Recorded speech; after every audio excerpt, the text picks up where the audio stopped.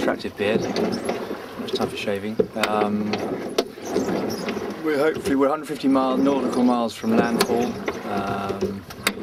Antigua, the shore cruise there is very nice, and we just want to get there. It's been enough now. We were hoping 50 days, now 58.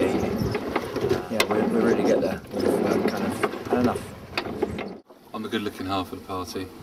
The dodgy tash and beard. It's forced us to stick on one, so ignore it. It'll be off soon. But, we're suffering now, really. We thought we'd be there by now. It's sort of dragging on these last 150 miles. It's kind of just been ticking down very slowly. We were getting 5 nautical miles a session. It's dropped down to 4 nautical miles a session. Charlie cleaned the bottom of the boat yesterday, and we got some speed back. Not too bad. And then now we've got a cross, just like almost a tailwind, but not quite. It's more of a crosswind, giving us a cross sea, which is all right, but it's a bit rocky and rolling, so it's a bit difficult to row. But, onwards and upwards. Every mile is a mile closer, so we're just going to keep pushing on, and we'll be there at some point this week. We'll be in Antigua, weather permitting.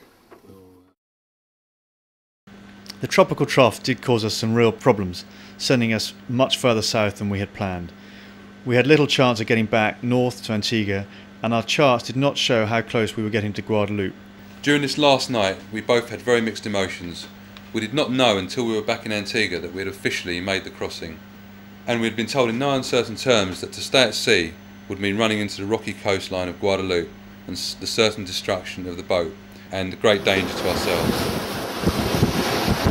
He says we're looking to see if we're about to get blown over, which we nearly were. Yeah. But anyway, Phil's in the hole. I'm standing in the hole. But it looks like we're in for the night. It's 10:15 UT, which is actually only 6:15 local. But who knows when this will end? I keep popping my head up, thinking it's going to clear, but.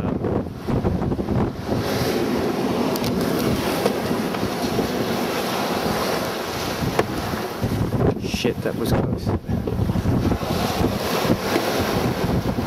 Anyway, enough of me talking, here we go.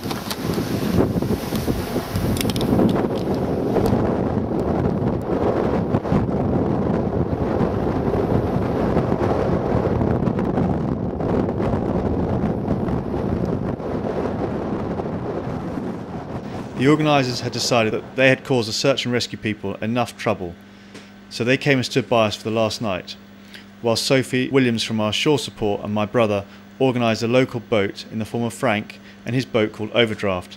They had a 12-hour trip through the most horrendous seas to us and then took us into tow. Getting off onto that fishing boat was the most extraordinary and amazing feeling.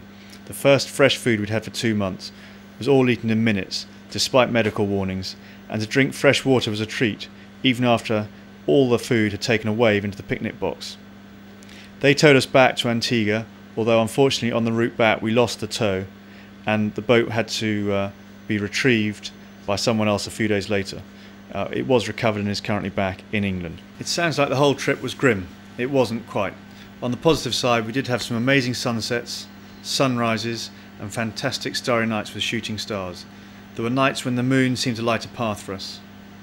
The act of raising a lot of money for these charities was always there, and as one email said, we suffered for 2 months whilst those affected by the work of the charities have ongoing pain and suffering.